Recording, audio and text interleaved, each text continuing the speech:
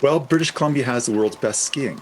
It's the best place to experience this skiing is at a backcountry ski lodge. Well, why is it that we have the best skiing in the world? So, by way of introduction, my name's Tom Wolf. I am a IFMG mountain guide, a member of the Association of Canadian Mountain Guides. I'm the owner of Sawback Alpine Adventures, and I've been guiding in various capacities since 1995. I did do a lot of heli skiing back in the 2000s for about 10 years, but for the last 10 years, I've really focused on what my first love is, which is backcountry ski touring, and specifically backcountry ski touring out of the beautiful mountain huts that we have here in Canada. You know, in terms of what we'll be covering today, I'd like to talk a little bit about what's awesome about BC lodges. I'd like to talk about a few of the different types of backcountry ski huts that we have in Canada, what it takes to get to the hut, what a typical week looks like, and how to prepare. Well, British Columbia has the world's best skiing. It's the best place to experience this skiing is at a backcountry ski lodge. Well, why is it that we have the best skiing in the world? Well, first of all, we have great access to exceptional terrain. But equally important to the terrain is our snowpack. It begins in September when cool, moisture-laden snow clouds stack up along the west edge of BC's mountain ranges, and the snow starts piling up as clouds are forced up and over the crests of the 3,000 meter and higher elevations. For the Americans, that's 10,000 feet, which might seem small, but we're quite north, so it's still quite cold and alpine-y. So across the ranges, the coastal ranges, the Columbia and the Rockies, major storm tracks help to funnel that powder. Another key to the quality of the snow is the proximity to the colder and the drier areas, the closer you get to the Rocky Mountain Trench, which means that the more sun and lighter powder than you get in the western portions on the coast of the province, which tend to receive much more rain in the winter months. So this is the result. We get deep, reliable powder snow that begins in October or even earlier and extends well into May and even June. This is a photograph of Burney Glacier Chalet. This is a group of us heading up over the Burney Step, which is a heavily broken ice fall. And for that, we have to rope up because we need to navigate our way through some pretty tricky crevassed sections. This is high on the Telco Glacier, also in northern British Columbia. And this is approaching the very top of the Burney Glacier with that stunning northeast face of Ketniaqua facing us. And this is heading down the seldom skied, steep, beautiful, majestic Rectory couloir. Now that I've hopefully got your attention about what spectacular terrain we have, I thought I'd introduce you to a few of my favorite ski huts. And then I think I'll focus on a couple of them for the rest of my presentation. So here we have Mount Carlisle Lodge. It's located deep in the Kootenays. It's a sprawling lodge with a rustic flair. It's owned and operated by a man named Brian Cross. His nickname is the Bomber. And despite its rustic nature, it's a highly functional lodge with plenty of elbow room. The skiing's just right for most guests. Lots of short to medium-sized ski runs that are positioned to make great exploratory circuits. Problem with the ski lodge, we're now booking for 2024. It's fully booked until 2024. Valhalla Lodge, again, booking 3 years in advance. This place is hard to get into, but it's worth the wait. It was the first of the Kootenay lodges, and as such is arguably in the most desirable location of them all. Getting 120 plus centimeters, that's 4 feet of snow in a week, has been the norm during my weeks there. Again, we're booking for 2024 at this lodge. Sorcerer Lodge has some of the best late spring skiing in the Selkirks, and it's really got some stellar midwinter tree skiing. Apart from having excellent classic Selkirk skiing, it's one of the easier lodges to get to. It's staged just out of an area just east of the Rogers Pass. If you enjoy Rogers Pass, you're going to love Selkirk Lodge. It's got all the fun with none of the crowds. Then there's Golden Alpine. Golden Alpine Holidays has 4 lodges: Vista Lodge, Meadow Lodge, Sunrise Lodge, and Sentry Lodge. They feature playful tree runs, scenic tree-line ridge walks, wide open bowls, pillow lines. It's a great place to bag 3 or 4 classic runs in a day close to the lodge. Sunrise is the first lodge I ever worked at almost 20 years ago. We got snowed in and stuck there for an extra 3 days. One of those problems you don't mind having, unless you're trying to get into the lodge. So there's also a variety of, so far I've covered the commercial lodges. There's also a variety of lodges run by the Alpine Club of Canada, and they make Canada's great haute routes possible. So this is in front of the Stanley Mitchell Hut. It was built many, many years ago, back in the 50s. And it's at the tail end of what's known as the Bow to Yoho Traverse. So the Wapta Traverse, which runs from roughly north to south along the spine of the Rockies, and the Bow Yoho, which is roughly running from east to west, they provide superb 4 to 7 day trips with high alpine peak bagging, great ski runs, including even some great tree skiing, and the difference there is that you share them with other users, which is actually a lot of fun. So all these different huts have different focuses. Some of them provide great peak bagging opportunities. Some of them ski mountaineering on some of the really high, big glaciers. Skiing in alpine bowls is pretty awesome. And when it storms, we have storm skiing in the trees. We got circuit tours. A select few have them all, and I wanted to feature 2 of those. So here we have Burney Glacier Chalet. I would say this is my favorite lodge. It has 700 meter, which is 2,300 foot tree runs literally right out the back door. It's got 1,500 meter alpine runs that finish at the front door. And it's a hybrid snowpack. It's kind of a combo between the deep coastal snow that you have on the West Coast, the Pacific Coast, and the cold interior. I would say it's the best of both worlds. One of the unique things about Burney is that virtually no fossil fuels are used at the lodge, apart from, of course, flying in and flying out with the helicopter. The lodge runs off a micro hydro generator, which powers all the electrical appliances. And the heating and cooking is done with a wood fire. There's no generator, no noisy generator in the background. There's no propane tanks. The outhouses are composting, which might sound strange, but it actually further reduces the fossil fuel needs of the lodge. You know, most lodges fly human waste out in barrels in a helicopter. Some of them actually burn it with propane. But it also means, interestingly, and you'll have to see it, or should I say smell it to believe it, the outhouse at Burney has an almost pleasant smell about it, compared with any other outhouse in Western Canada, believe it or not. The next one I wanted to focus on is Selkirk Lodge. So Selkirk Lodge has epic glaciated alpine runs with playful Kootenai-style tree skiing, even though it's in the Monashee Selkirks. And it's got a legendary snowpack that's second to none. The lodge itself is the finest of all lodges. It has exquisite detail and attention to artistic and functional detail. So I thought the next part here, I'd focus a little bit about on getting to the hut, and then give you a quick tour of a typical hut, which is Selkirk Lodge. So to get to these huts, first of all, you have to, if you're coming from out of the country, you have to fly to one of the major centers, whether that be Vancouver or Calgary or Kelowna. Some Americans will fly to Spokane, and then you have to hop in a car. The one exception is Burney Glacier Chalet. Although it's the remotest of the lodges, it happens to also be the easiest to get to. You fly to Smithers, which is a short flight from Vancouver, and then you walk across the tarmac into the helicopter. It's literally that simple. But for most others, you have to rent a car and drive to the town that's closest to the staging area. At that point, every trip starts with a heli briefing. So this is where the pilot runs you through the different safety features and how to load and unload the helicopter safely, how to buckle in, what to do in the case of an emergency landing. Typically they're done outside, but every so often we do them indoors. This one's indoors because it was just puking snow outside that week. This is getting ready to go into Valhalla Mountain Lodge, where that week we literally had over 120 centimeters yet again, as per normal. A few hours later, we're waiting at staging for the heli to shuttle us into the lodge and jump in. This is Ben and Bethany, excited to check out their first backcountry ski hut at Valhalla Mountain Lodge. Well, after a short but beautiful flight, you end up at one of the lodges. So here is a kind of a close-up view of Selkirk Lodge. Each lodge is totally unique. Each is a testament to the hard labors of those who built these hospitable refuges in a hostile environment where no human was ever made to spend even one night. Selkirk, I would say, is one of the best examples. It's situated in a place that has outstanding ski touring, but it's really sub-ideal for building a hut. That notwithstanding, they created a haven that I would say is as close to perfect as possible. As soon as you walk into Selkirk Lodge, you can see that it has these comfortable, inviting interiors. Many have indoor plumbing, but very few have indoor toilets. You can forget your sleeping bag and thermarest at home. You'll be sleeping with your head on a pillow, comfortably situated under a thick duvet on a soft mattress. Some of the lodges have a lot of room to spread out. This is Selkirk's reading and sometimes yoga room. And Selkirk Lodge itself, it's quite spacious. It sleeps up to 14 guests, but there's lots of room for everybody to spread out. Meals tend to be extravagant affairs produced by professional cooks in kitchens like this one at Selkirk.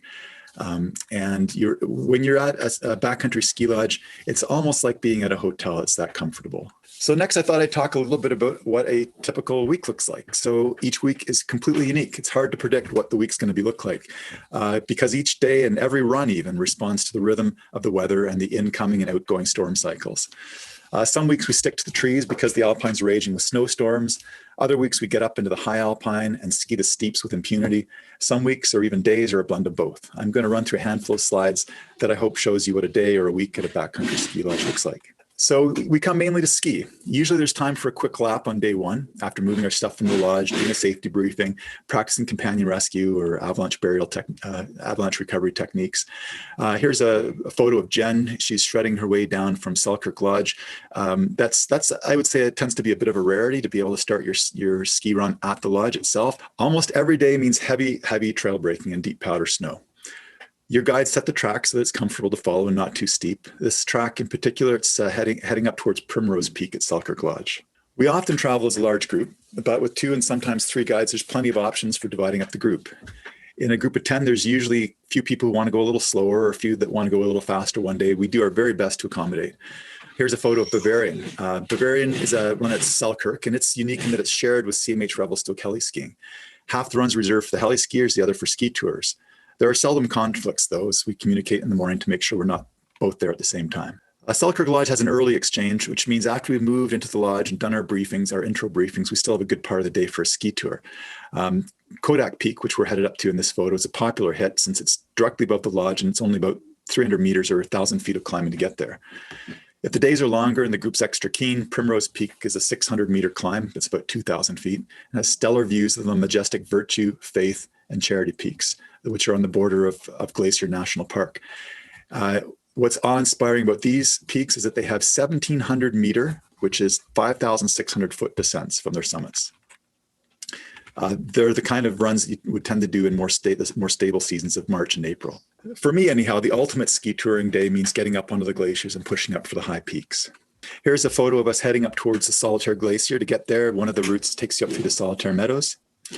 This is a picture of one of our South Tyrolean guests heading up onto Hausen Peak, heading up onto Loft Peak, up the Loft Glacier with Hausen Peak in the background.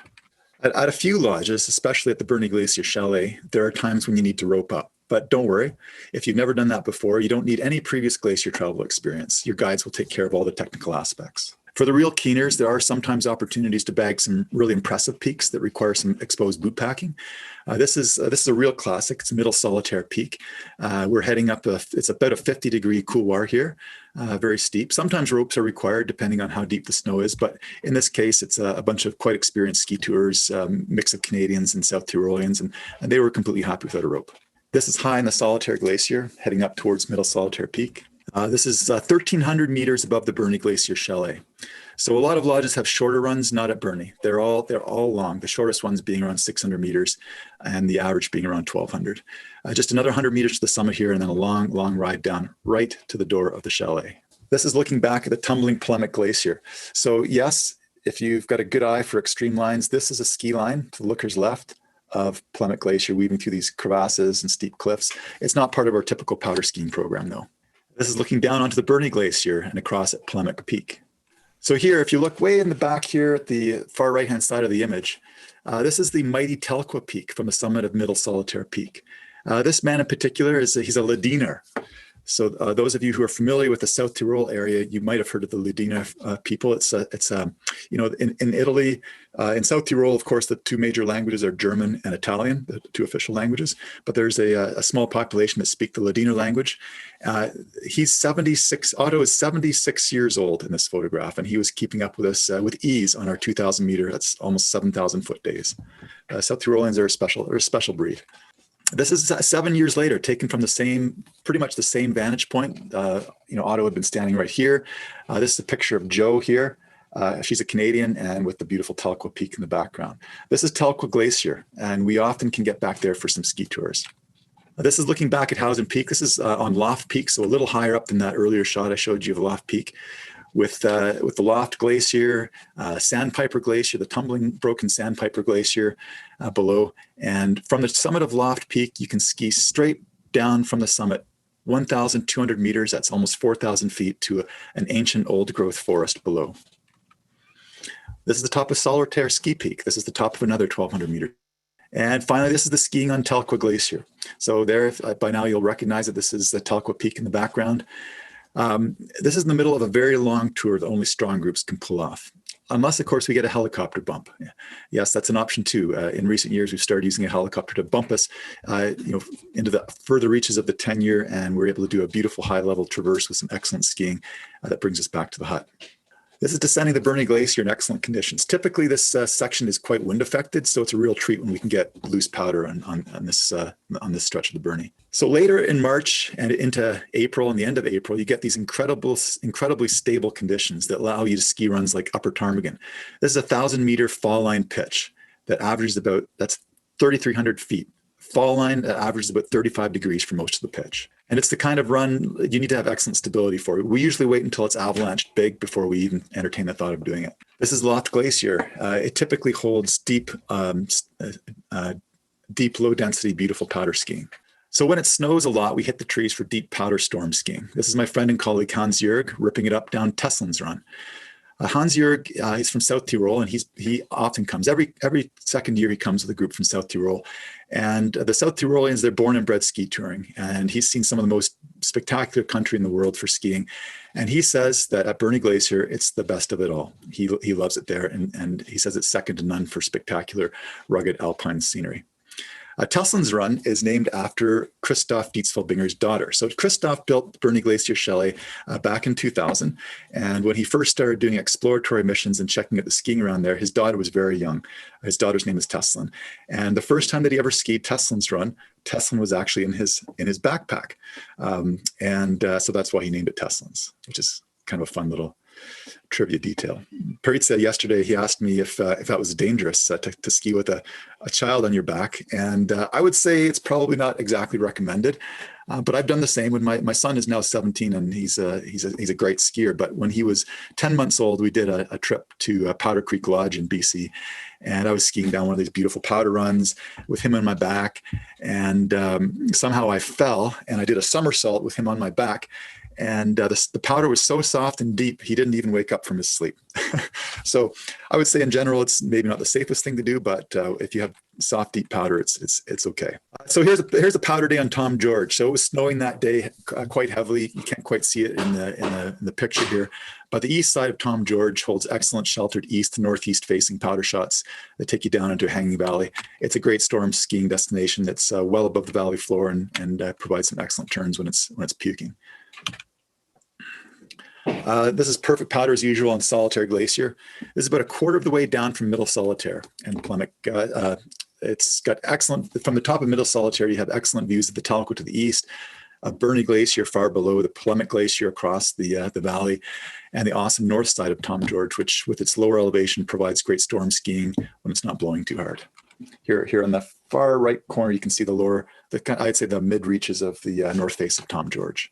Here's a photo from a year ago, pretty much today, give or take a day or two. This is Martin North at Selkirk Lodge. We had superb powder that week, as is typical in January at Selkirk Lodge. Deep, low density, beautiful powder. But we really had to soldier through a cold snap. Toe warmers, and hopefully Jamie and Tove will touch on this, but toe warmers and face buffs were key to a comfortable week of great skiing. This is Lodge Run. This is a year earlier than 2 years earlier, and 3 years ago today, pretty much in January 2018. If you look carefully, way down below here, you can see Selkirk Lodge. In the distance are some awesome avalanche paths that sometimes get skied. Selkirk has arguably the longest ski season of all the lodges. It spans from early December right into May. And this is due to their higher elevation and their deep snowpack. They're on the leading edge of the storms that roll in from the Pacific coast. And they've got lots of north aspects and big, big glaciers. Finally, this is the South Tyroleans ripping it up on Teslin's last March. And this is Unholy Call at Selkirk. It's a year ago when it was unholy cold. The sun itself provided some visual relief, if not physical comfort that week, but the snow made up for it all. So at the end of the day, once we're done, skied down, we arrive eventually back at the shelter in the warmth of the hut. And at that point, our cooks will have a beautiful spread of appies. First thing we do when we get home is we refuel, pound back some appies and a few beers. And then, of course, we ease ourselves into the wood-fired Cedar Saunas. I find these saunas, this is my favorite sauna in the world, partly because I helped build it back in 2004 at Burney Glacier. Melts away the tiredness, melts away the aches and pains, hits the reset button on the body, and it's a great place to be before dinner after a big day in the mountains. And of course, after the sauna, it's time to toast to a great day in the mountains. Around 7:30 p.m., everybody collects in the dining room and sits down to a hearty dinner prepared by Molly or Monica or one of the other professional cooks. Dinner's never complete without a taste of dessert, of course. Another interesting fact about Burnie that I mentioned earlier, that that there's no fossil fuels burned. So all the food is cooked over a wood burning stove. And in my opinion, it tastes the better for it. When I speak to other cooks who work at other lodges, they just can't believe that any cook would be willing to cook over a wood-fired stove. This right here is Monica. She works at Burnie. She and Molly and the other cooks, once you get used to a wood-fired stove, they say you never want to go back. They love it for cooking on, because you have such a wide amount of real estate for cooking and keeping things warmer or hotter. It does take some getting used to, but it's pretty awesome to see what they produce with this old-fashioned Amish-built wood stove. Of course, at Selkirk, as with most lodges, cooking is done with gas. Here's a shot at Selkirk Lodge, gathered around the dining table. This is where we all talk about the stories of the day, and just get to know each other and build friendships. And here it is, looking through the window at the Burnie Glacier Chalet, at everybody relaxing and kicking back. The end of the day usually for everybody usually comes at around 9 p.m. People are tired. That's usually when we have our lights out and rest up and get ready for the next day. 9 might seem like an awfully early time to go to bed, and certainly some people stay up a bit later than that. But the day for me, for the guides, begins at 5:30. Alarm goes off. We roll out of bed. And the first thing we do is we head out and we check out the weather stations. We look at the overnight low temperatures. We do some quick measurements of the new snow that's arrived. We take note of the wind levels, and then we go inside. We have a guides meeting. So any of the guides, typically at backcountry lodges, there's 2 or 3 guides. We have a guides meeting for about 45 minutes, and we talk about how conditions have changed overnight based on our immediate observations. We then have excellent access to something called the InfoX, which is a professional exchange of Snowpack and Avalanche data from different Avalanche professionals across Western Canada. So we hash that through, and then we concoct a plan for the day. And we think about, based on the conditions and based on the group's, energies and skill levels and stoke levels, where we're going to go for that day. And we come up with a plan. Any guests who want to be involved in that, who want to wake up early, are always welcome to participate in that as well. But usually guests like to sleep in a bit, and they're usually up by about 6:30, and that's when an early cold breakfast and coffee is served. And then at 7 a.m., that's when our hot breakfast is served. After the hot breakfast, it's time to make lunches. And for the keener groups, we hit the snow at about 8 a.m. And for those who like more of a relaxed pace, at 8:30, head out for the day. So that's why, come 3 or 4 p.m., people are usually feeling like they've had enough for the day. And by 9 p.m., people are ready to lay down and have a good night's sleep. So I thought the next section we talk a bit about how to prepare and what sort of gear to bring. A lot of the questions I get are, well, can I do it? So I would say that most important is that you are a good skier and that you're fit. If you're a good skier and if you're fit, you can do it with just a bit of preparation. Of course, the fitter you are, the better your experience will be. You'll ski more, you'll be less prone to injury, you'll be more comfortable at the end of each day. A typical powder day in what I call the classic program involves, on average, about 1,500 meters or 5,000 feet of skiing per day. For a lot of guests, that's a lot. We do have some relaxed pace programs, which cut that down by about 1/3 to 1,000 meters or 3,500 feet of skiing per day. But don't worry, if you can't keep up that pace day after day, that's a simple solution. Just take a strategic rest day sometime during the middle of the week and enjoy the comforts of the lodge, maybe fire up a sauna, recharge. The lodges are really beautiful and peaceful places to hang out during the day if you feel like a rest day. And then, of course, the other option, especially in the larger groups, is that we might have a group that just feels like a more mellow day, and they either have start a bit later or go in a bit earlier. So we tend to have lots of options for people of differing fitness levels. This is a picture of Sharon, shredding down the Loft Glacier at Burnie. This gives you a bit of an idea of the type of skier that we hope to see, or snowboarder. It's that we don't discriminate against snowboarders or telemarkers, but you do need to be able to get down comfortably on some steeper terrain in marginal snow.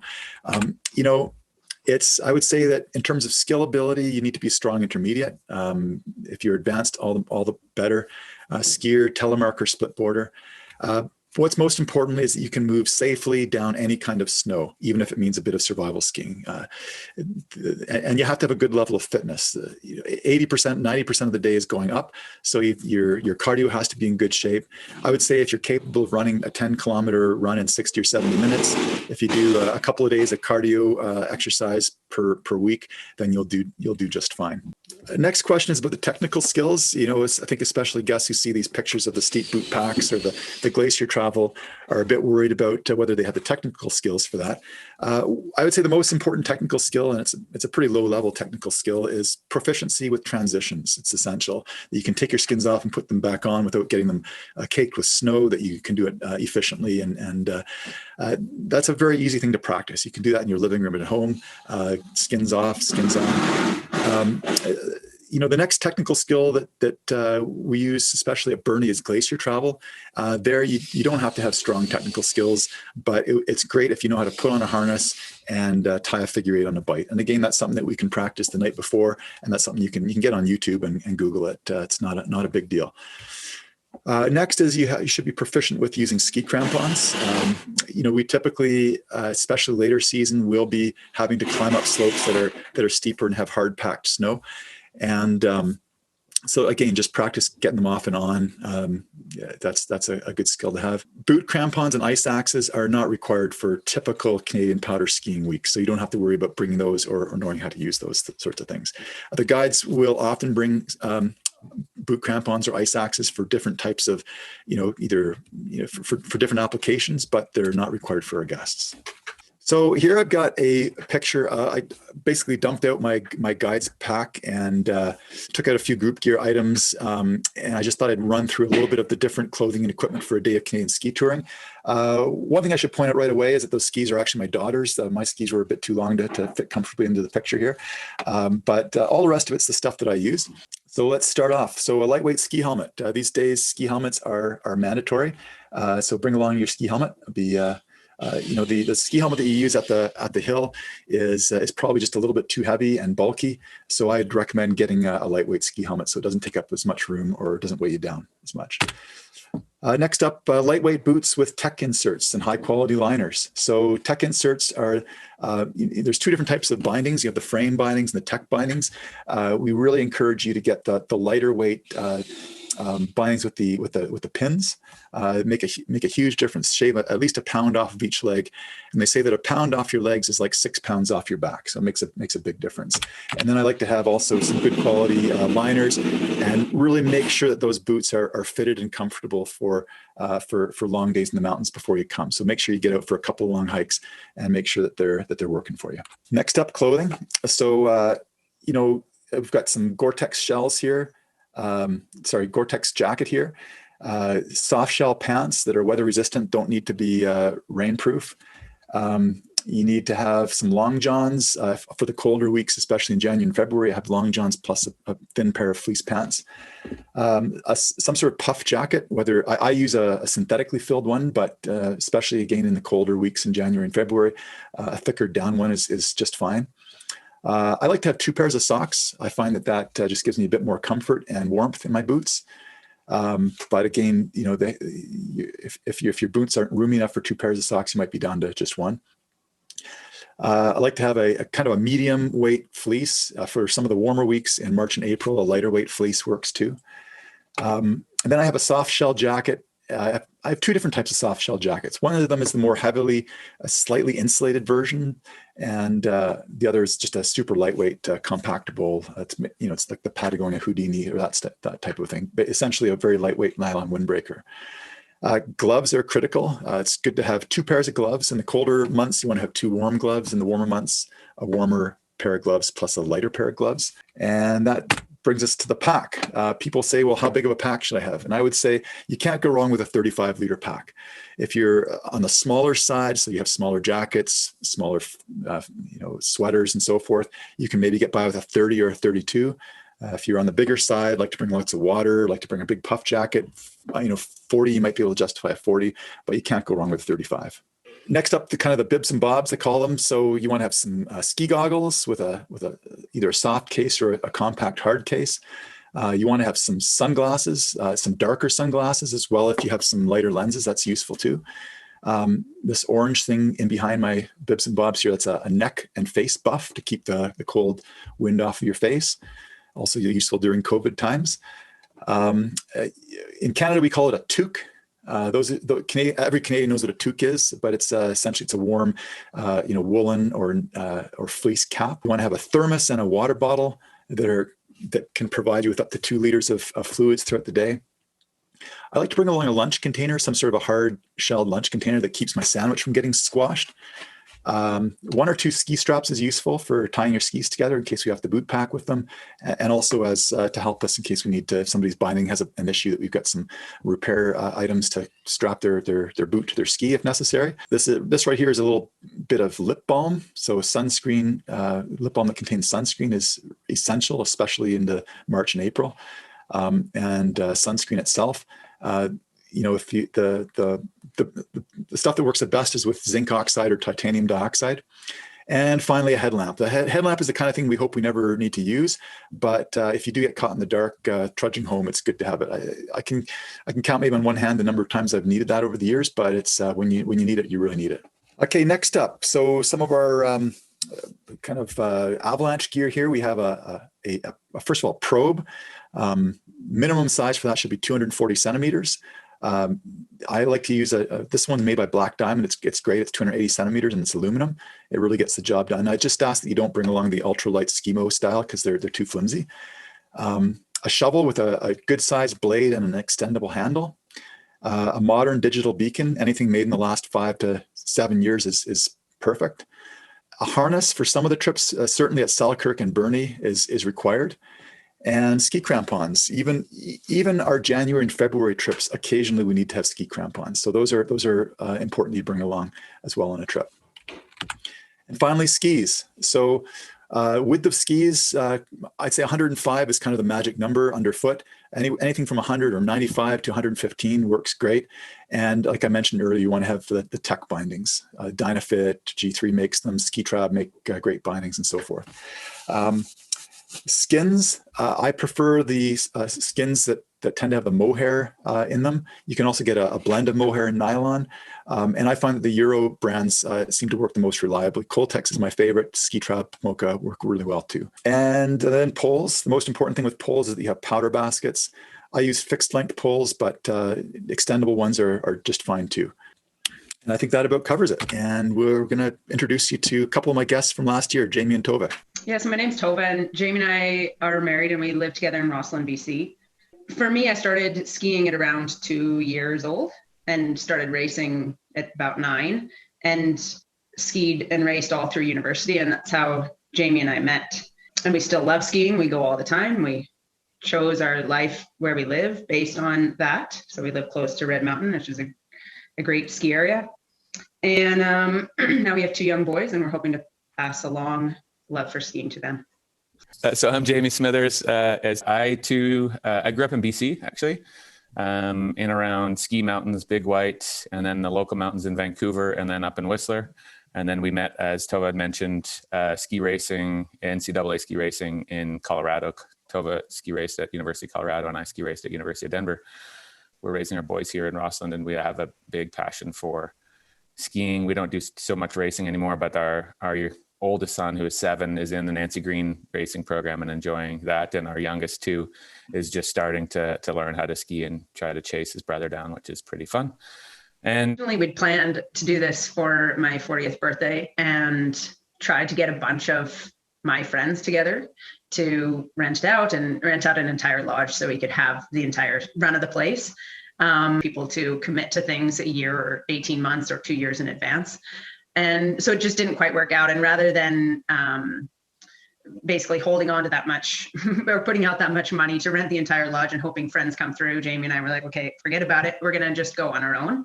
And so one of the things that I talked to Tom about beforehand was, okay, what about the different objectives, the different groups coming together and how that all works? So, assuming that people have different ski skills and different fitness levels and just different desires about what they want out of the day.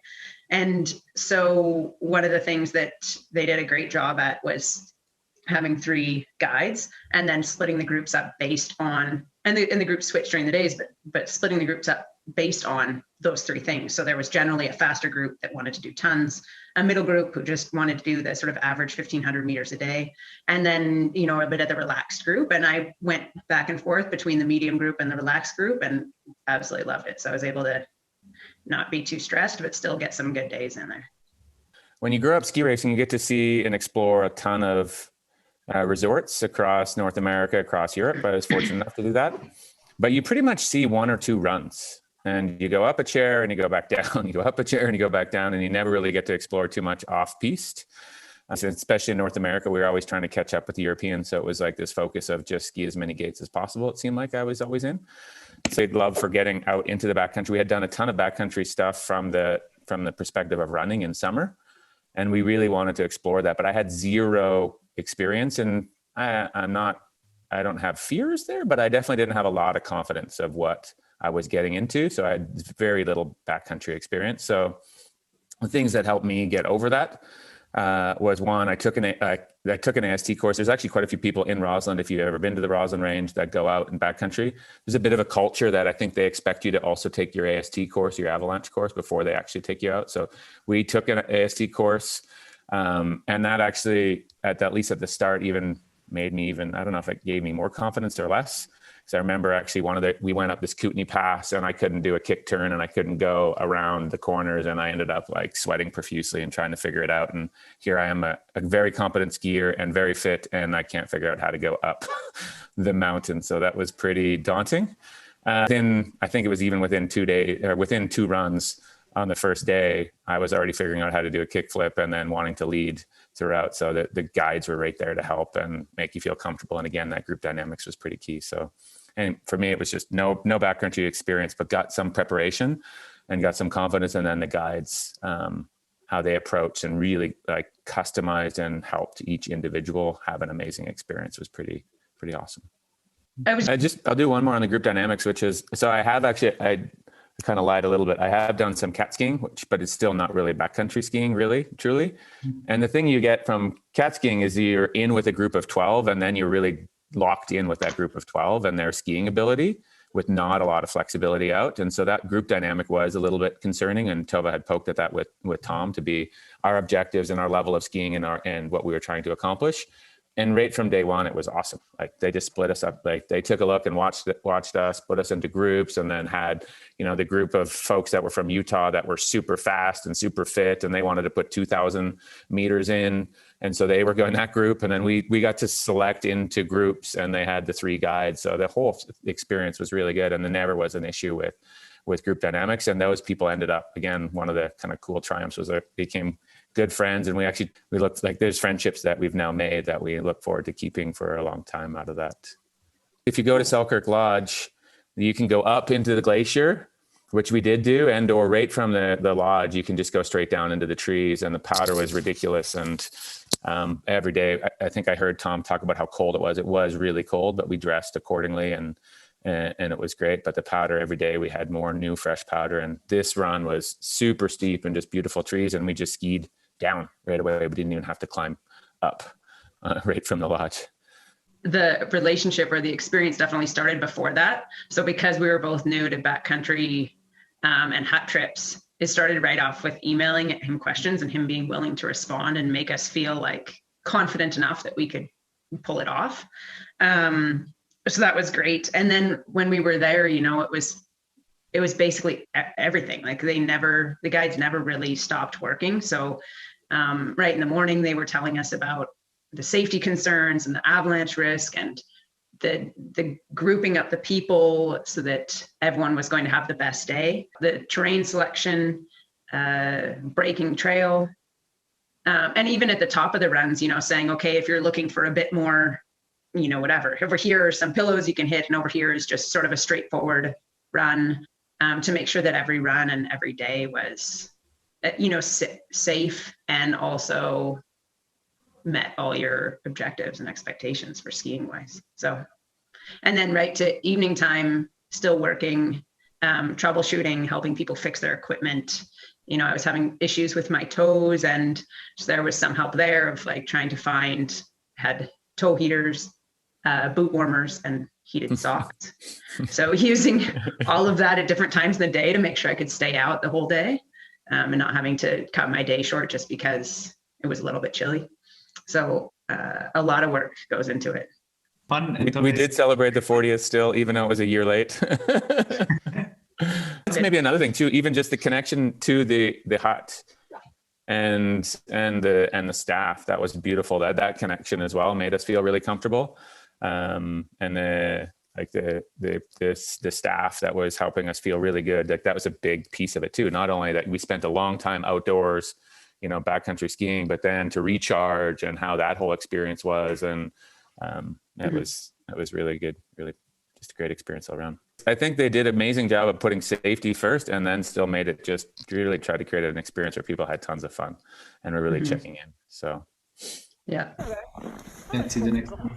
And this is me. I have no idea where this is, Tom. You probably have a better idea, but it's just kind of in these one nice wide open runs, cruising along. Light equipment, by the way. And we still made it fine.